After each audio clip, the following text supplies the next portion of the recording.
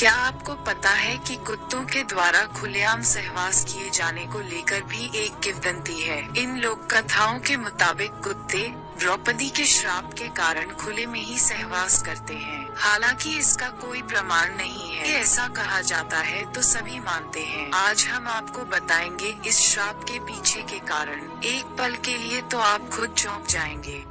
ये बात महाभारत काल की है।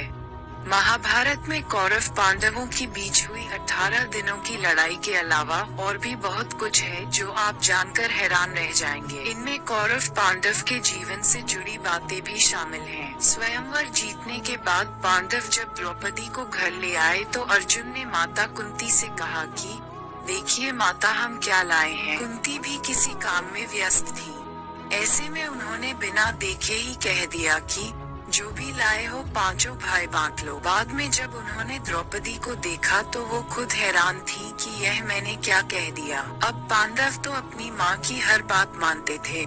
ऐसे में पांचों ने ही द्रौपदी को पत्नी के तौर पर स्वीकार कर लिया। इसके बाद यह नियम बनाया गया कि द्रौपदी हर साल एक पांडव के साथ रहेंगी। द्रौपदी किसी भाई के साथ कमरे में होंगी तो कोई और उस कमरे में प्रवेश नहीं करेगा। नियम के मुताबिक जब द्रौपदी जिस भाई के साथ एकांत कक्ष में रहती थी तो उसकी चरण पादुकाएं कमरे के बाहर रखी होती थी। यह एक तरह का संकेत था कि द्रौपदी अपने पति के साथ कमरे में है। इस दौरान दूसरा कोई उस कमरे में प्रवेश न करे। एक बार द्रौपदी युधिष्ठिर के साथ कमरे में मौजूद थी। तभी अचानक से अर्जुन कक्ष में प्रवेश कर गए और दोनों को अंतरंग अवस्था में देख लिया।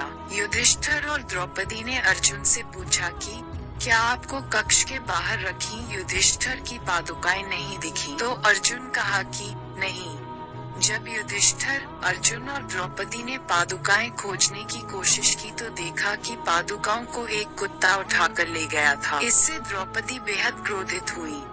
तभी उन्होंने कुत्तों को श्राप दिया कि जिस तरह मुझे अर्जुन ने अंतरंग अवस्था में देख लिया है उसी तरह तुम भी खुलेआम सहवास करोगे। लोग तुम्हें देखेंगे।